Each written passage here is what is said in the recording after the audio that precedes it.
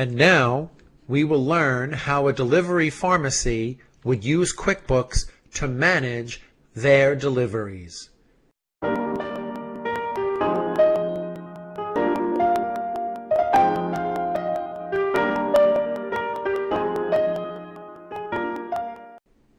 The events covered in this video are the customer orders, preparing the order, physically delivering the order, which means you made a sale, and then we will only discuss payments at the end. So first, you have to record the customer order. Maybe you're downloading the orders from a website, or maybe you're putting them in yourself one by one. But they are open orders until you prepare and deliver them. Then you physically collect, which means you physically prepare the order and put it on the truck. And when you do that, you make good use of the memo field in QuickBooks. Then, when you physically deliver, you have to get the signature on the order that you just delivered, and then you can come back from the delivery and record the order was delivered and make an actual invoice. After that, you should examine the back orders so that you can be prepared for the next delivery, and then you should try to collect the money by receiving the payment. And we will record receiving payment in the following video. In this video, we will examine closely numbers 1 through 5. So, first you record the customer order. Maybe it'll be from the website, and that will be a separate video. So let's just pretend on May 1, Alan ordered 3 brushes and 2 paper towels. Well, that's very simple. All you have to do is click Sales Order, and you'll notice it says Invoice in the body and Sales Order on the top.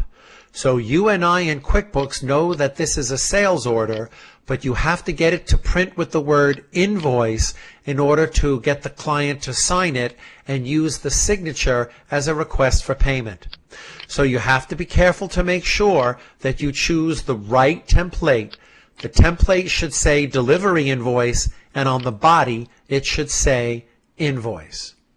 Now, we want to put this as May 1, and you may notice it says delivery number 2. The reason it says delivery number 2 is because I customized this to say delivery or delivery number, and I also, it's starting at number 2 because I was playing around with the file, but yours will probably open with, delivery number 1 or whatever it is. Now this follows a pattern. So if I put Mark -1, you will see that automatically the next one that pops up will say Mark -2. So it can repeat any pattern that you put. And you could change the order number anytime you want by reopening it. Now the 2 items that the customer ordered on May 1, actually it was Alan, let's go back a little bit. It was Alan, and he ordered brushes and paper towels. So the customer is Alan, and he ordered brushes and paper towels. And I think it's 3 brushes and 2 paper towels, equaling an order total of $42. Now, when we click Save and Close, what's the result in the reports? Well, the open orders by customer will list Alan and the total. The open orders by item will list brushes. 3 of them were ordered and have not been delivered. And paper towels, 2 of them have been ordered and not yet delivered. So you use both of them. You will notice you do not have a balance, and none of the accounts in the financial accounts and in the chart of accounts have changed, because an order is not a transaction. Now, May 3rd, Betty ordered 5 diapers and 3 Snickers. So we go to order, sales order, May 3rd. Notice it automatically says Mark -2 because it can pick up on the pattern of anything you put. And we said it was Betty, and we said she ordered 5 diapers and 3 Snickers. The item is diapers and Snickers, 5 and 3. 5 ordered for diapers and 3 ordered for Snickers. So that's an order of $190. Save and close. And when we look at open sales orders, we see Alan's order on the first for $42 and Betty's order on the second for $190. And then you could see for items, you could see how many items are ordered and back ordered and invoiced, etc. Now let's do the last order. Candy, May 5th, 2 paper towels and 2 Snickers.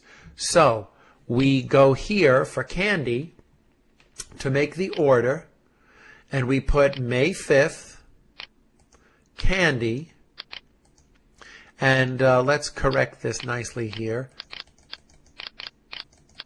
It's 2, I believe it's 2 paper towels and 2 Snickers. So it's paper towels and Snickers 2 and 2. So her order is $34. Save and close. So notice we have 3 open orders that have not been delivered. Here's their total. And we have the items, the quantity that has been ordered, the ones that have been billed, and the ones that have been back ordered.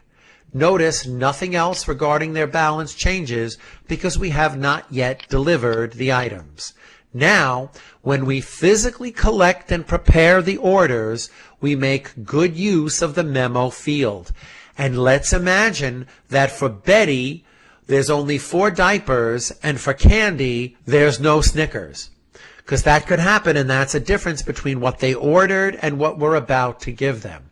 So, for Alan, this is how you do it. You click the Open Sales Order Report and double-click. Now, for Alan, we have everything. So if you have everything for this order, all you have to do is put in the memo field, collected.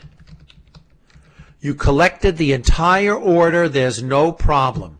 Then, before you click Save and Close, you should click Print Sales Order. Then you should staple the sales order to the bags or the boxes that you physically collected for the customer and put it on the truck with the paper so that that paper can be signed by the customer, and you can make a copy of that. So we now print it after we type in the memo that 100% of the order is there. Save and close, and this tells us that we physically loaded this stuff up on the truck. So now the person, let's make the memo a little bit bigger. So now the person who physically walks around collecting the orders goes to the next one. Let's collect Betty's. But with Betty, there's only 4. Now, you do not change it. You only put it in the memo field.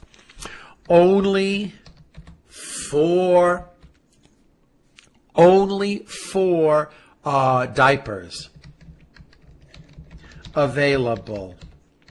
You have to put that in the memo and then print it, and it will print, the memo will print clearly so that you can see that you only had 4, but do not change what she originally ordered. Do not. Just put in here, click Save and Close, and this says it has been collected, but there was a difference that you have to mention to the customer or deal with on the phone or when you get them to sign or whatever it is. So we double click here, and then we have no Snickers. So no, and then you click Save and Close, and then they will sign for having no Snickers. So you print this list and you print the individual items, and that helps you deliver it and get the signature. Now, of course, that means the total is not accurate, so you'll cross out whatever you have to on the hard copy of the paper and write whatever you need to write on the hard copy of the paper, and that's how you make the order. Now, when you deliver, the most important thing is to get the signature. So the customer has to sign it upon receiving the items. And again, you should write by hand any differences of the items and prices that you're giving before the customer signs. Then the signed copy must be scanned in as a picture. You could also take a picture with your phone, but it's not as good quality.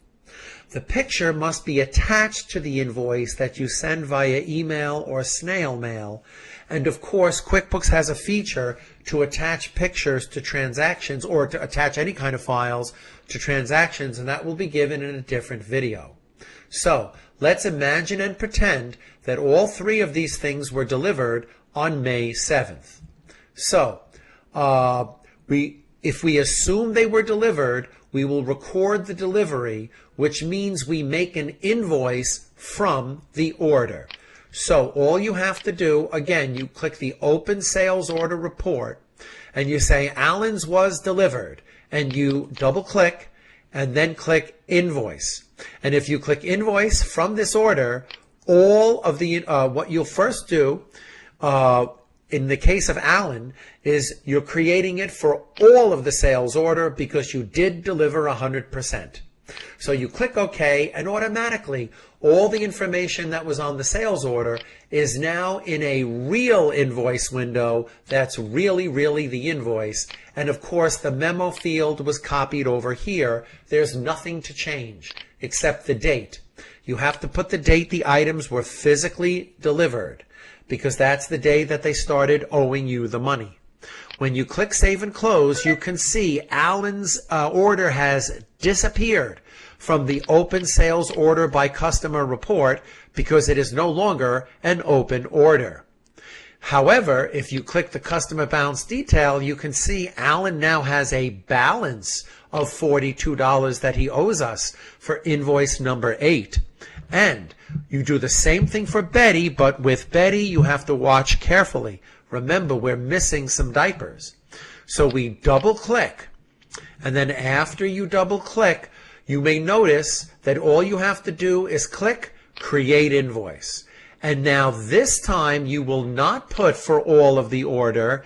This time you will put only for the selected items. Because Betty's was not completely delivered, we're missing one item. So we click OK. Now, what are we here ordered? This is what's ordered. Now you have to click the button here to put the quantity so that you could put your own quantity. Okay, okay, and now in this invoice, you're only putting 4. So 5 was ordered, but you must physically put 4. And don't forget, you have to click this button in order to change the quantity.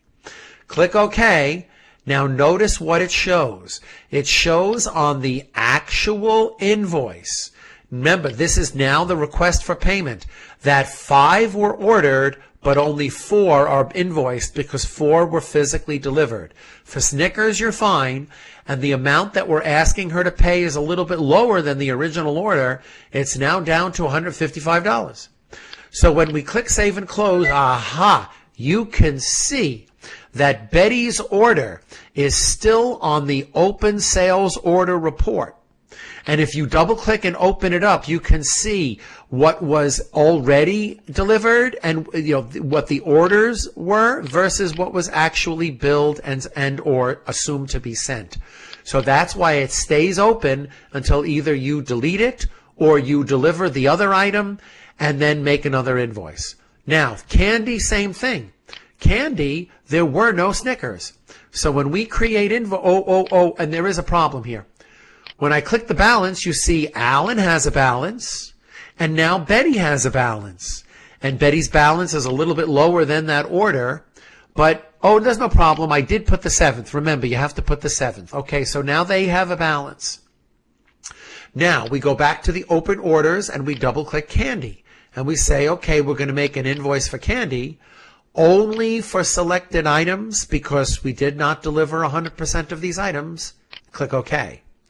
Now again, we have to add the quantity here, and we should, well, who knows. Anyway, you do have to change the amount you're billing. You're delivering 0. You're billing for 0. Okay. Then you click OK, and it will show you, okay, 0 amounts, blah, blah, blah. Okay. It'll show you 2 were ordered and, sorry, for the Snickers, 2 were ordered and 0 were invoiced, because you didn't have them, in this case, for Candy. So then we click Save and Close, and now you can see that the order is still here, and the memo is always saying why. But when we come here, you can see that Candy has a balance, but Candy's balance is only $24, and we can double click and see that's because we only charged her for paper towels, and that's why Candy only has to pay $24.